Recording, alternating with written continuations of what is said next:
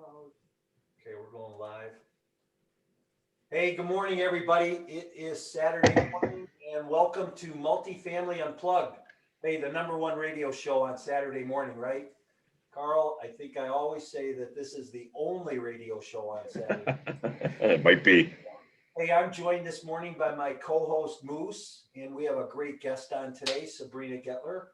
We're going to talk a little bit about cost segregation, and we're probably going to talk a lot about baseball. So I'm excited about today. We're going to talk about what Carl did last night too, I think. So anybody who went to college with Carl or is a longtime friend will absolutely know. But anyhow, we don't call him Carl, we call him Moose. I'm glad everybody's here this morning. Hey, we're live on Facebook, live on Clubhouse, and we are on Zoom. So if you got a VIP front row seat, good for you this morning. If you have questions or you have any comments, you want to say anything, please drop in the chat either on Facebook or on Zoom. Any questions you might have, go wake somebody up and tell them that we're on. Grab your coffee, sit back, enjoy this ride, because this is going to be a good morning here today. Listen, shameless plug, please go out and follow us on social media.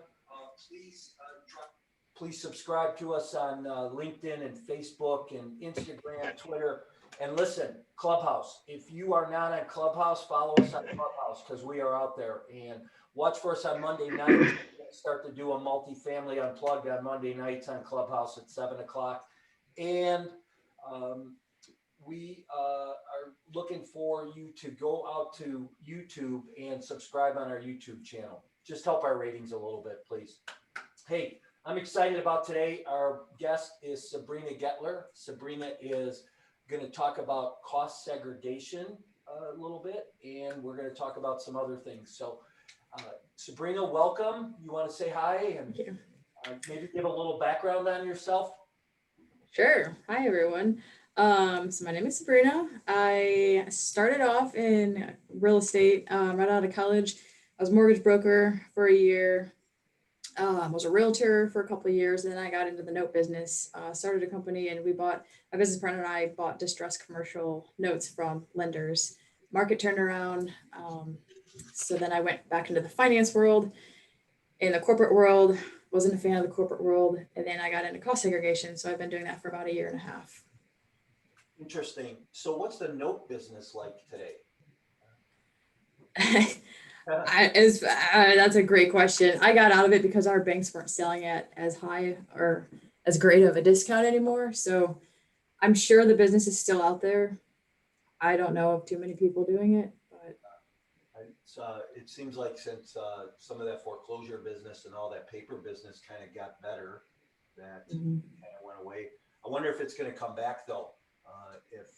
As we start to see, some of this eviction moratorium get released and things like that, and maybe the markets start to open up a little bit more again, and how many sellers and that might be. Hey, Carl, why don't you jump in and tell us what you've been doing? So Sabrina, for the listeners out there, just tell us, real quickly what cost segregation is, so people understand, and how, from the multifamily perspective. Yeah, so the IRS, or I should say, a lot of CPAs will put a property on a straight line, what's called a straight line method, and that depreciates the property a little bit over the 27.5-year life. But the IRS recognizes that not all of those building components will last the whole 27.5 years. So they allow companies like ours, engineer-based cost segregation study, to go in and do a study and to kind of break apart the components of the property that won't last that time. So for example, things like carpeting, windows, doors, that would be 5-year. And then like landscaping, signage, sidewalks, down to the painting or the paint on the parking lot striping, that would be 15 years. So on average, our studies will take 20 to 30% of the property and accelerate that depreciation. And that creates tax savings for the owner. Tax savings typically between 50 and 80,000 per million in cost. So it's a pretty significant amount of savings for owners. And is there a size property that's better for that method, or does it really matter? Is it really just the value of the property? So we look at the cost basis of the property. So that's the building value less the land. So we just look at the actual building, 200,000 and up. So that's our, I mean, we say 200,000 because we also work with single family rentals. But yeah, anything that's been held for 15 years or less and was purchased for, or a cost basis of more than 200,000, it would definitely be something worth looking into, getting a free estimate of. And that includes multifamily, office. It could be just any type of commercial property. Yep, any type, industrial, warehouse, retail, self-storage, hotels, stadiums, golf courses. Yeah, any kind of commercial property. And of course, the single family rentals, but yeah. Great.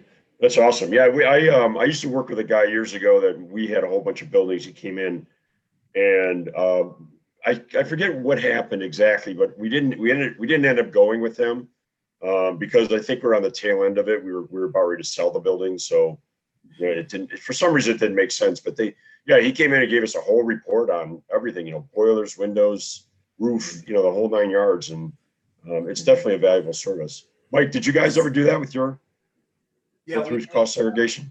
Yeah, we tended our bigger deals, our deals that were over 200 units. We typically did it with, and I don't know, a while ago, it didn't seem like it made sense on some of the smaller things for whatever reason, and I don't really remember what some of those metrics were that we were looking at or we used back then. But yes, we did do cost segregation. There were some huge savings, and it was interesting how when you're, from year to year, from the one year that you didn't do cost seg, and then the next year you implemented it, where the savings lie and how much of an increase that was.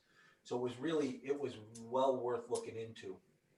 So, what are some of the things that an owner should look for to start to maybe set themselves up to do a cost segregation, Sabrina? So we work with the clients. We'll have a phone call, explain cost segregation a little bit if we're not familiar with it, and then we'll do a free estimate for their property. So we just need property address, cost basis, or purchase price, acquisition date, property type, and if there were any renovations involved over 75,000. Renovations is also a big part, especially in multifamily. We can do what's called a partial asset disposition study. So if there's renovations done in the current tax year, we can go back and look at those renovations and everything that was taken out and disposed of and put in the dumpster, that can be taken as a write-off or an expense rather than capitalizing it. But that's a use it or lose it opportunity. So if somebody did renovations in 2019, they're doing 2020 taxes, they would have lost that benefit. So I try to stress that, especially with my multifamily and hotel owners, I have to keep up with the renovations. That's a really important part of our study because it can be significant savings, and most people think of that or don't know about it. So after we collect that information, we'll send it into home office. They'll produce an estimate, and then we'll go over that estimate and the numbers and see if it makes sense for the client. We do suggest holding the property for at least 3 years to prevent any extra recapture. And if it makes sense, which it 99.9% of the time does, then we'll move forward with it. And is it a 1 year thing, or do you stay with the client and go back and review every year, or I've never been through the process, so I'm curious about that. Yeah, so if there's renovations or any kind of updates or improvements over, the next couple of years, we will stay in touch and kind of help the client with that process. But it's a one-time thing. Once you set the depreciation schedule on cost segregation method, it tells the IRS that, that's the method you're going to use for the life of the property. Another thing about that, if a property was purchased, say before you use tax year 2020, for example, since we're still kind of in that tax year. If somebody purchased before 2020, they have to file what's called 3115 form that tells the IRS you're changing the method of depreciation from the straight line method to cost segregation method. Other than that, once it's on that, you're on that, like I said, for the life of the property. Does cost segregation have anything to do with how does it offset depreciation? Does it work in conjunction with depreciation? How does it work? Because I know with depreciation, if you depreciated property and you straight line it, you can deduct that off your pass-through taxes, right? So how does this work with that or opposite of that? I'm not sure. Yeah, so what we're doing with the depreciation is we're identifying the parts of the property that can be accelerated. So you can take more depreciation expense in the year you do the cost segregation study. If that makes sense in your financials, if you need to carry it forward, you're able to do that to kind of absorb the cost for the next years. With the 2020 CARES Act, you can go back and carry back 5 years there's an NOL for net operating loss. And in some cases, you can amend your tax return and obtain a refund. But that's only good for 2020, and that's part of the CARES Act. So it's a method, right? You're either using straight line or you're using cost segregation. Are there any other methods, or is that pretty much it? That's it. Hey, let me reshuffle the room real quick, okay? Hey, good morning, everybody. If you are joining us on Clubhouse Live, this is Multifamily Unplugged. We are live on Facebook. We are live on Zoom. We are talking to Sabrina Gettler this morning about cost segregation and about some other fun things. So join in, listen in. If you have questions, raise your hand on Clubhouse, put your notes in the chat. We'll get those questions answered for you. Glad that you're here this morning. You know, Sabrina, you kind of mentioned one thing that I had a thought about. What about loss carried forward? How does that work in the midst of all this? So if you do the cost segregation, like I said, if you need to carry it forward, carry the tax benefit forward, you can do that as long as it takes to absorb the benefit. Okay. So clients don't have to take all the benefit in year one when they do the study. They can, and most do. But like I said, they can carry that forward. Hey, Carl, did you use cost segregation on all your buildings or just a couple? No, actually, what I was referring to earlier, Mike, was we looked into it. We had a consultant come out, and I think they looked at 2 or 3 of our buildings. But we were in the process. We weren't going to hold them for 3 years. I think now that you mentioned that, Sabrina, I think that's what the problem was. We were on the tail end of we were going to be selling those buildings. We sold those buildings, so it didn't make sense because and correct me if I'm wrong, Sabrina, if you sell within 3 years, the IRS recaptures some of that benefit, right? Right. Yep. Yeah. How bad is so? What's that? How bad is that clawback on that? I mean, it's never going to be 100% of the repayment because, of course, there's going to be some kind of depreciation on the accelerated depreciation, but there will be some kind of repayment to the IRS because you didn't hold it to capture that first 5-year acceleration. They're smart. They're smart enough to know that you can't. They don't give you the benefit that say, "Yeah, you got to do this for 3 years," and you do it for 6 months, and they're gonna claw back, as you said, Mike.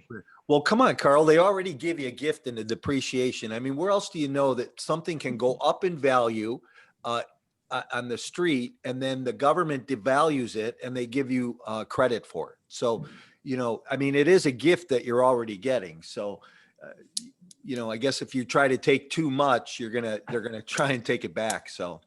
Well, yeah, but you bring up a good point, Mike. I mean, you know, that's one of the beautiful things about real estate. You know what I mean? The old saying, they're not making more of it. And you're right. Exactly. We really have never touched on that. You know, I mean, what you just said is true. You know, typically the value of the real estate in the market's going to go up, but you get all the tax benefits, which is one of the primary reasons why real estate's such a great investment.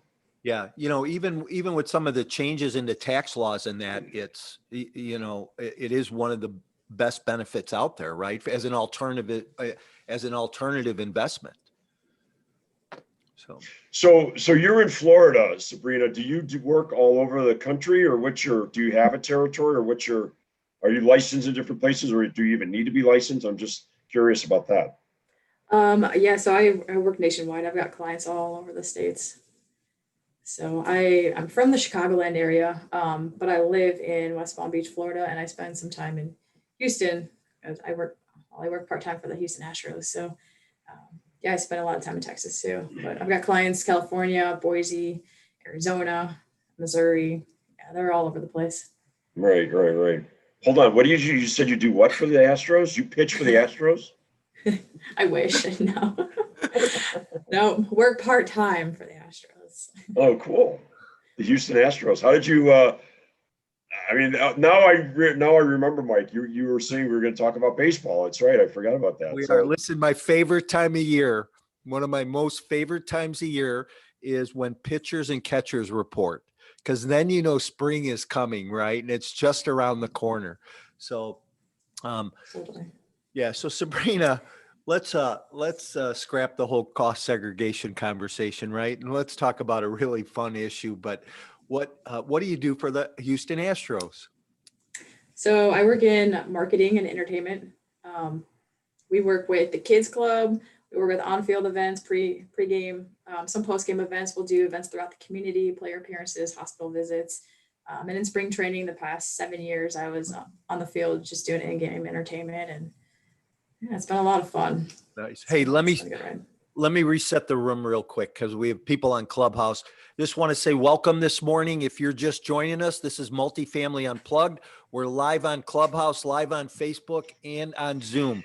We're joined this morning by Sabrina Gettler, my co-host Moose, and myself are bringing Multifamily Unplugged to you this morning. We're talking about cost segregation, or we did talk about cost segregation. Now we're going to talk about baseball and what that holds in store for us this year. So, hey, Sabrina, here's what I really want to know. Are we going to put fans back in the stands this year?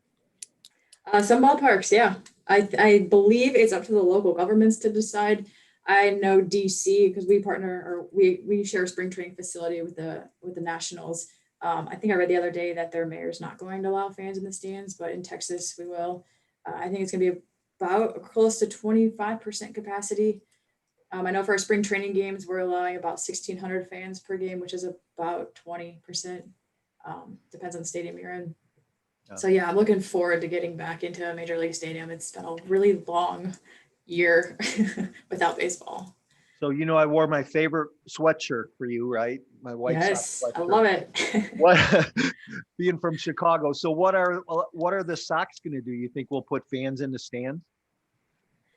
Man, I hope so. God, I don't know. Chicago's Well, a questionable. this is no, terrible. the mayor, I don't know. I just heard the mayor is still working it out with the Cubs and the Sox. Yeah. She said that, here's what she said, that she said there will be fans. She just didn't know when. So she said the fans will be back in the stands, but she did commit to when. Right. Yeah. Hopefully it's before October. So, Yeah. so Sabrina, I have a little dilemma, and I just want to throw this out this morning and see what your thoughts are on it. But you know, I've got a few kids, and it's like a split household, right? Some of my kids are Sox fans, and some of them are Cubs fans. And I know my one daughter, who's a Cubs fan, is listening in this morning, and I told her I was going to talk about her a little bit because I don't know what happened. I don't know where I went wrong. I don't know what I did, but there was somewhere along the line that she switched and I can't fix it. I don't know what to do about it. Was it around the time when they won the World Series? No, she's been a Cubs fan for a long time. I don't know Wow. what the problem is. Yeah. Yeah. And Sabrina, obviously you're a Sox fan, obviously. Yeah, I grew up a Sox fan. I fell in love with the game when I was a kid at the Sox Park, and it's kind of ironic because when I did my interview with the Astros, I told him I grew up a Sox fan. He's like, "Get out," because the White Sox, swept the Astros in the World Series in 2005. Oh, well, that's right. I'm like, yeah. but I bring good luck, so now we'll win a World Series. And sure enough, 17, and we went to the World Series in 19. So There you go. My great uncle played for the Cubs back in 1910 or something like that. You know how I know that? My mom had the original letter that was his not his offer letter, but his acceptance letter, and it was typed on a typewriter on Cubs or on a Sox letterhead, and it said his bonus for reporting was $500. It was actually noted he got a $500 bonus back then, and my mom was going to throw it away. She's like, "Yeah, I don't know what this is." I was like, "Oh my God, it's like I framed it. It's really cool, that's awesome. Yeah. Very cool. Hey, that's funny. My dad was a Sox fan, right? And he would take me to Old Comiskey Park years ago growing up, and we would go, and it was always interesting because he would always like say, hey, let's blow the afternoon off and go to a baseball game. And we would just go to a baseball game. It was always like, that was like the highlight of the summer, to do that a few times during the summer. So I think that's where I got that fever. But I don't know. It's weird, that whole crosstown classic thing, and I have a lot of friends. Carl, I think you're a Cubs fan, aren't you? You know what? Honestly, I just like a good baseball game. I mean, I like going to the Sox because that's a different energy. And there's a totally different energy in Wrigley for sure, but I'm not one or the other. I'm from Cleveland. So if I had to identify a team, it'd be the Indians, Yeah. Yeah. And Mike, I had the same experience. My dad, my brother and I, my dad would come home, and in the afternoon, he'd say, come on, boys, we're going to go to the baseball game. We'd go downtown to the old Cleveland Stadium, municipal stadium that held 92,000 people. And sometimes you'd go in there, there'd be 10,000 people in there. It looked empty because it was so big. And yeah, we'd sit in the bleachers. We'd get cheap seats. We'd get hot dogs. It was some of my brothers and my fondest memories of my, hanging out with my dad. So here's a baseball memory for you, whether this is good or bad. I'm going to tie some multifamily into this. So we owned a bunch of buildings in Cincinnati and Dayton, Ohio. And I was walking into a Reds game one night with the owner of the title company where we did our title work, and the lender that I used. And we were just out for a summer evening, right? And I get a phone call from my ex-partner who says, hey, if the phone rings, don't answer it. He goes, you might just want to shut your phone off for the night. I said, why?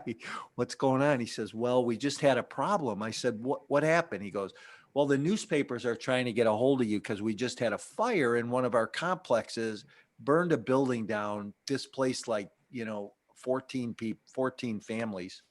He said, we have it under control. We've relocated people, but somebody had died. And no. Well, they didn't die in the fire. Somebody shot him and then burned the building down. And listen, this wasn't like a bad neighborhood or anything. I mean, this was a B-class property. It was really a good property, but it was interesting what happened. It was a domestic disturbance thing, but man, it was big news for a couple of weeks. And, he said, so just go enjoy your night. And the Reds were playing the White Sox. So it was really a good night. I just turned my phone off and dealt with it the next morning. But it was kind of a tough situation. But I bring that up because there's things that happen in the multifamily business that you have to watch out for, and you have to be aware of those things. How do you mitigate situations like that? Carl, I know you've owned a bunch of property too. And, there's been challenges, whether there's a fire or a flood or, too many police calls, whatever it may be, it's not always great, right? So how do you have to learn to mitigate a lot of those situations, right? And I don't think that we just learn because, Carl, you or I coach somebody or teach somebody on it. I think we learn because of our experience, right? And what happens along the way. Yeah. I had two major fires. We had a 28 unit building on 69th and Prairie that went up in flames, and we had one on Eggleston. And believe it or not, I was in the business 20 years.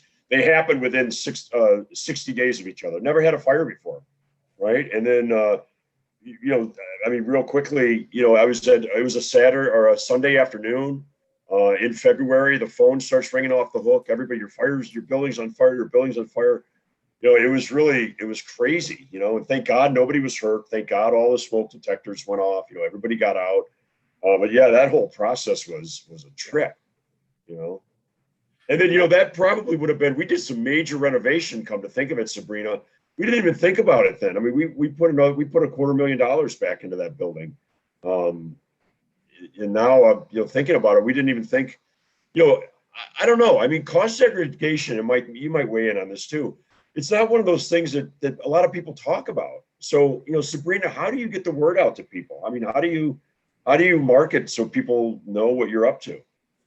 Sure. Well, first, real quick, when cost segregation first started out, it was more geared towards like buildings that were $10 million and up. So it hasn't really been until recently that the cost basis has been lowered and it's, become more beneficial for smaller, mom and pop shop per se, investors to look into it. But how I market, I use LinkedIn a lot.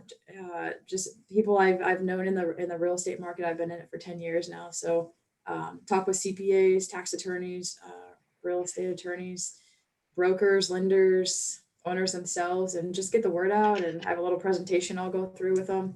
And we partner with a lot of the, lenders, CPAs, brokers, whatnot. We'll pay a referral fee. But I say we're here to help your clients and help your business, because if I were the client, I would want somebody telling me, hey, this is a great method to save tax money. Everybody wants to save tax money. So I always take the angle that, we're looking to help everybody. It's a win-win-win situation. And Sure. Before I forget it, give me your phone number real quick. I want to put it in the chat if people can reach out to you. Okay. Yep. It's 219 313 right? 8687. 8687. And then just, is your email real easy to remember? It's sgettler at costsegregationservices.com. Cost segregation services. Okay, thanks. I just didn't want to forget that. Hey, let me reset the room real quick. Hey, everybody, welcome. It's Saturday morning, Multifamily Unplugged. If you are joining us live on Clubhouse, glad that you're here. If you're on Facebook Live or Zoom as a VIP, glad that you're here this morning. We're joined by Sabrina Gettler, talking about cost segregation and everybody's favorite pastime, the boys of summer, baseball. Hey, Sabrina, Carl, this gets funner and funner. I think we're like probably 36, 37 episodes into this deal on Saturday morning. And, I don't know why, but I have so much fun on Saturday morning. It's just like, it's here. Listen, I like our tagline, right? It's raw, unscripted radio. And that's just really what we do. Who knows where the conversation's ever going to go, where, it's totally opposite from my Insider Secrets podcast, which is totally scripted, right? And stick to the conversation. But hey, Sabrina, you made a comment. How old is the cost segregation process? It's only 15 years or so, right, in the marketplace, right? Yeah, in about I think it was 1997 is when a big court case was won. That's when the IRS allowed the accelerated depreciation to become basically a thing. So, like I said, when that first came out, it was just for buildings that were larger, $10 million and up buildings. So it's not until the most recent years. CSSI has been around since 2003. Yeah. Yeah, because it's amazing. I think you can do even a smaller building, like maybe a 6-unit or that, right? Yeah, even some smaller buildings. Hey, one last question. I'll let you go, Carl. Hang on. Do you have to go to the property to do the study, or can the study be done virtually? So the process can be done virtually, but we do send somebody out to do site photos. Because of COVID, if there's a tenant that isn't allowing or would prefer a third party not going in the building, then we can do the photos. Like we could accept photos from the owner. But yeah, somebody goes out to the site visit, but everything else is done virtually. Our home office is in Baton Rouge, Louisiana, so we've got our tax accountants and analysts and engineers that once we submit the information and the engagement letter, they get to work and they do the actual study at home office. Nice. And how long does it take? I mean, if we engaged you on Monday, how long would it take to get that study in your hand? So normally it's 4 to 6 weeks, but right now, because it's tax season and we've been incredibly busy because of the CARES Act, about 6 to 8 weeks. And then once that process, we take half the payment up front, half on the backside when it's done. And then we collect appraisals, blueprints, site plans, any kind of renovation cost details, do the site photos, and that's it. So it's a very simple process for what it's worth. Yeah, it's interesting. I used to hire a inspector. This guy was great, and he's out of the business now. He retired, but he would come by and I think I paid him $600 or $1,000, depending on the size of the building. And he would come up with he'd give us a whole report. I mean, this guy was phenomenal. He'd go to every outlet and check the polarity. I mean, he was really great. And, my partner was like, why are you doing that? You don't need to do that. I said, yeah, but you don't understand. It's an investment, because if we buy the building, we're going to have that report. It's kind of like a snapshot in time, right, of what the property was like. And that was one of the points that the person that we were working with on the cost segregation said the same thing. He said, this is a report that becomes part of the property in essence, and it's a valuable third-party evaluation of what's happening. And that made sense to me, that the cost, the fee that you're going to pay, you actually get something valuable for that, in the report as well. For sure. And not only, the cost segregation study itself, but we also include a building systems and components breakdown, which goes through and identifies the different components of the building and places a value on that. So if there's repairs in the future, then the CPA or tax professional can use that guide to say, okay, if it's 33% or less of the overall value that we identified, then that can be expensed in the tax year rather than capitalized. So if it's over the 33%, then it's capitalized. But a lot of owners use us just for that study because it is very valuable to break down the different values of the building systems. Yeah, and it's amazing to me that nobody thought about this before. I mean, it's just, but that's one of the beautiful things about real estate, Mike. You and I talk about this all the time, that there's always something new. There's always some new spin or twist or whatever. But, I mean, why weren't they doing this back in the 70s and 80s and 60s? It's like they had buildings, they had depreciation. Why didn't somebody come up with this before? Because you know what, back then they had those other tax laws. Because remember in '87 that we had that big tax reform act that changed all the syndication stuff. Big syndicators like Inland and Equity Office didn't know if they were even going to make it, right, because of those tax changes back in '87. But that's why, right? So these are just like new add-ons. Hey, Sabrina, so what does it cost to have a study done and to put this in place? So it depends on location, property size, anywhere from 2 to 20,000, depending on the size. We've worked with properties, like I said, at cost basis of 200,000 up to 1.5 billion in portfolio. So it really depends on the size of the property, but we're willing to go in, and if you have a competitive bid, we'll match it or beat that price. As long as it's an engineered based study, we have to, of course, compare, apples to apples, but we're competitive with our pricing, and the ROI is always, significantly, higher than the actual fees. So. You guys show that up front, like Yeah. like when you take a look at my property, if I'm going to move forward, you'll show me what my return on my investment will be versus the cost. Yep, and in the estimate we'll do, that's free estimate. We'll state the fee, and the fee includes audit defense, the site photo visits. If there's any questions from the IRS in the future, our home office is there to back it up and tell the IRS where we got those numbers from. And it also includes that building systems breakdown, which some companies don't include or will charge extra. So yeah. How often do you get pushback from someone's accountant? I mean, I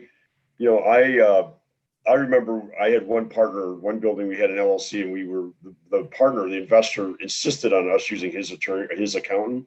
And what a pain in the rear end this person was. I mean, it was just impossible to work with them. So do you get pushback where, you might have a client that goes to their accountant and says, we're going to engage this company, we're going to do cost. I mean, does that threaten them, or do they cooperate with you? Or what's the landscape there?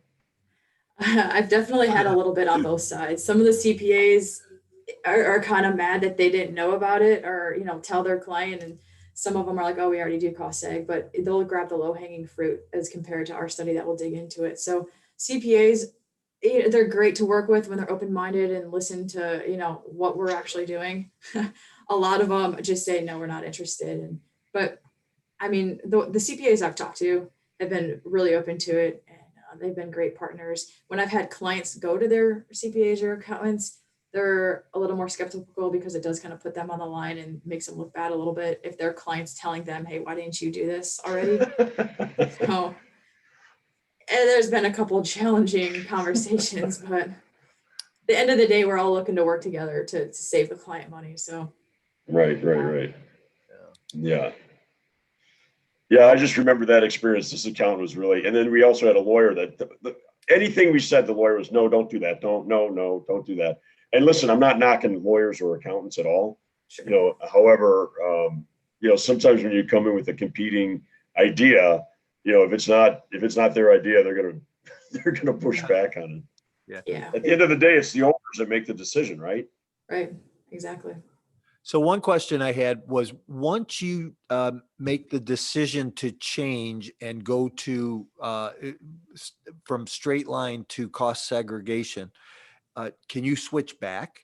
And there probably would be no reason, but I'm just wondering from a tax reporting purpose, can you? It's a great question. Um, yeah, I would venture, I don't know, actually. I know Paul's on the line. He might be able to answer that one. Is he? Yeah, You know, he's muted though, but yeah, I yeah, I'm tried not to. too sure about that. I'm gonna hope this is Paul. I tried to. I think you have to wait a period of time, Mike. And I think I, you're right. I think Can you hear me? Oh, Yep, we That's can hear fine. you now, Paul. Hey, Paul, how are you? You know, I tried to send you a text message before, but I couldn't find you in the chat. So, welcome though. Thank you. Yeah, I've been enjoying listening in, but if I could answer that question, I'm not sure why you would want to undo cost segregation. And we have tax counsel that could answer this better than us, but I don't think you can either. Right. Yeah, I didn't think you could, but I just was wondering if there was that possibility. And I don't know why somebody would want to unwind it once they were taking advantage of taking advantage of it. So. Yeah, if I can add something to your conversation about our studies having other uses, I had a client once that used this for insurance purposes. So you mentioned somebody had a fire, but it's a pretty thorough, complete set of photos, probably about 100. So that's just another possible use beyond the obvious tax advantages, which, as Sabrina said, saves about $70,000 in taxes per million. So. Yeah, interesting. Hey, you know, I have a question in the Facebook chat right now from Michael. He asks, does someone need to do a cost segregation study prior to the purchase? You really need to wait until you own it. You know, you can't do a cost seg if you don't own that property.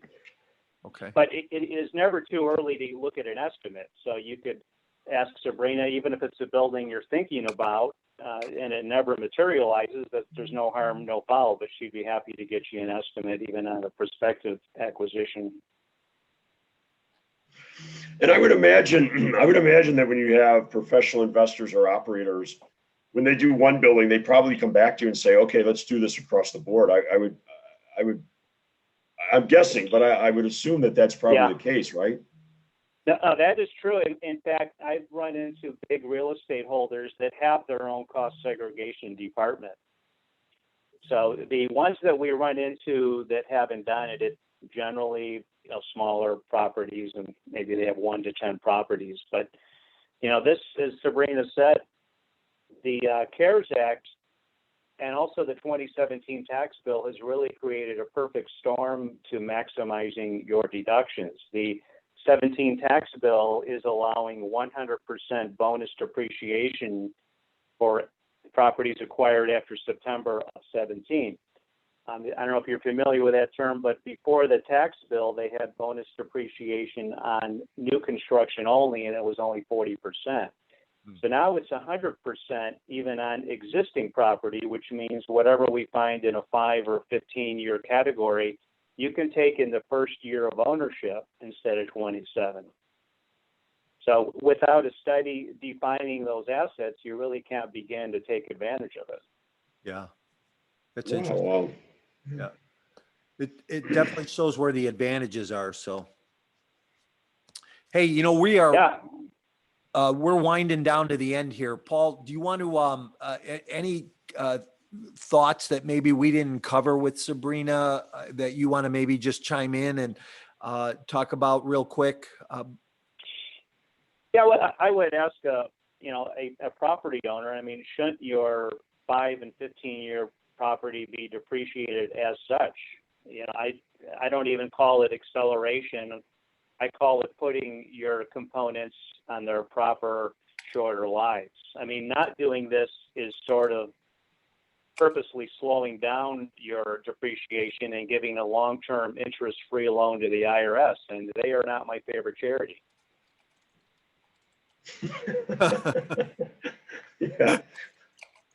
That's true. I mean, but you do make a good point, and that's what I was asking earlier about Sabrina, with Sabrina, is, a lot of people don't talk about cost segregation, and,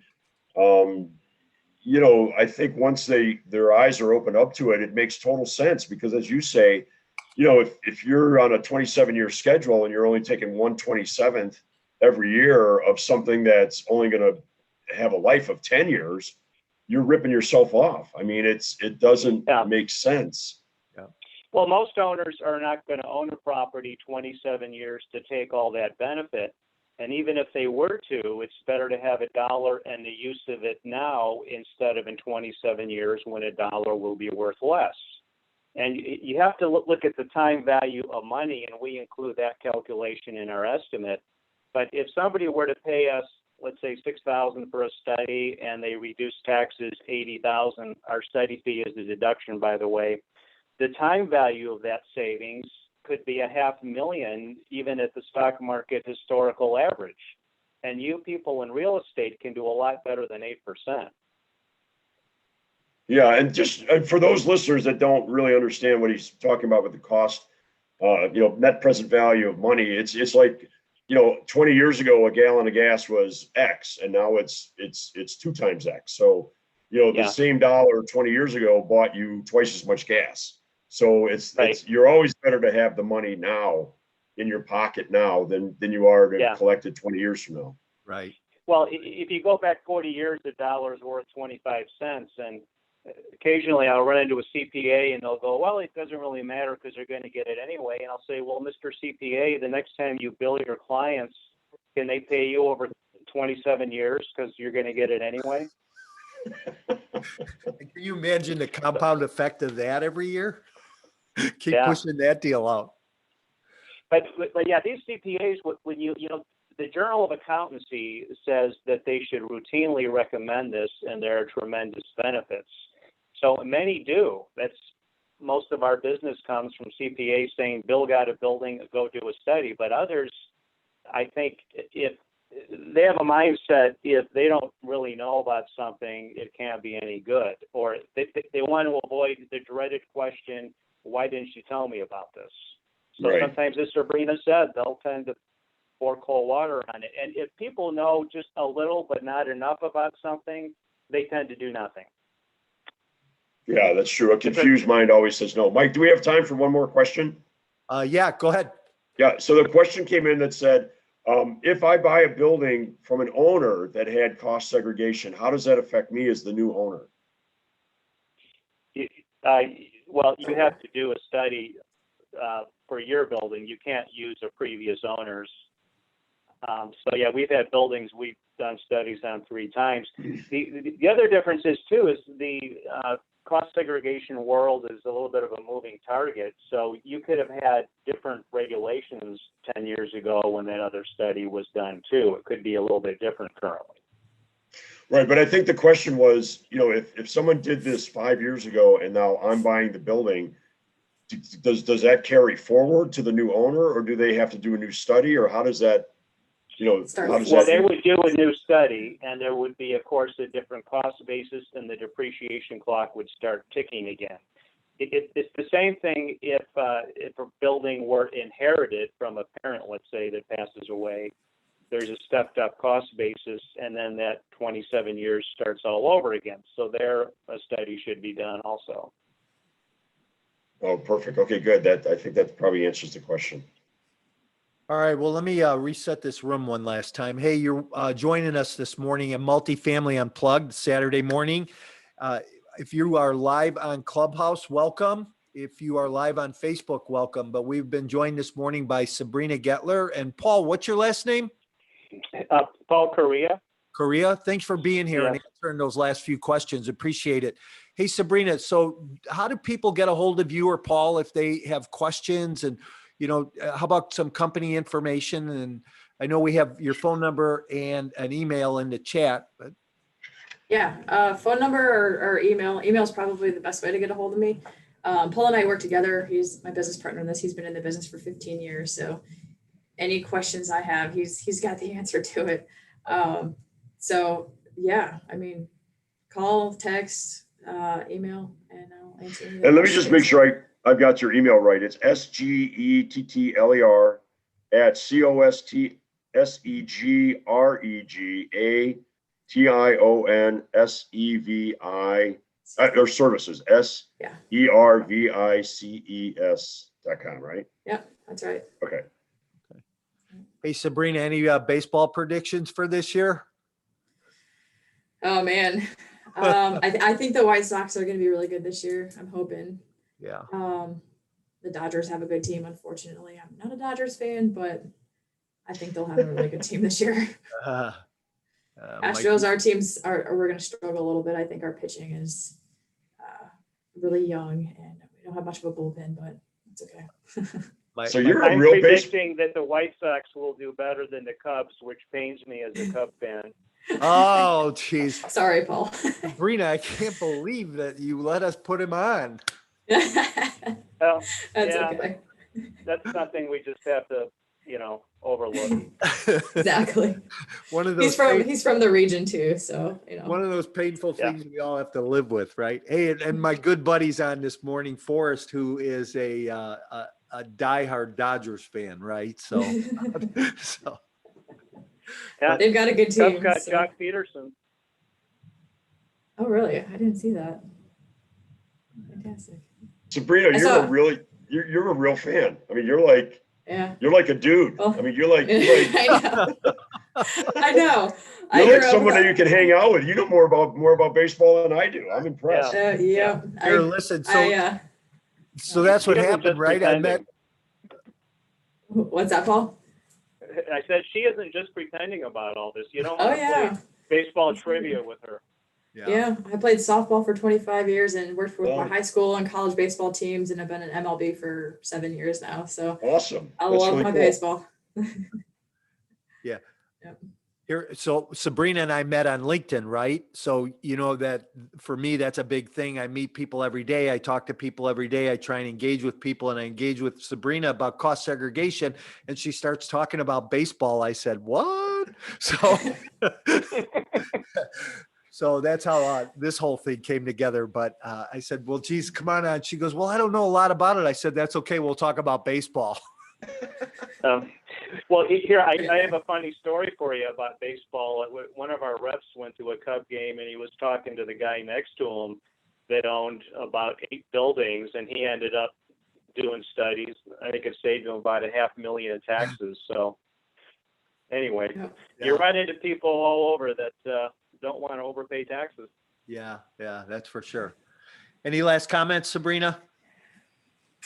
I don't think so. Just reach out to me if anybody has any questions. Happy to explain it more or provide estimate or whatever anybody needs. Give me a shout. Yeah. Yeah. Thank you very much for And- coming on the show, both Sabrina and Paul, because like I said, Oh. this is one of those topics that most people don't, I listen, I really believe that a lot of people are missing the boat. They just don't know about it. They don't know about it. So, Well, and we've had people tell us this is the most valuable thing that they did all year. So it is high impact for sure. Yeah, nice. awesome. Yeah. And thank you, Mike and Carl, for having me, Paul and I, on the show. Yeah, you bet. It was good to meet you, Paul. Good to see you again, Sabrina. And hey, like I said, when you come to Chicago, you're here with the Astros, let's go to a baseball game. So Sounds good. I'll be there. make sure All right. make sure we stay in touch. Hey, everybody, thanks for being here Saturday morning, Multifamily Unplugged. Moose, good to see you again. Look forward to next week as usual. And everybody, please go to YouTube, go to Instagram and Twitter and like us and love us and help our ratings and keep following us. Tell somebody we're here every Saturday morning, and we'll look forward to seeing you next week. Thanks, everyone.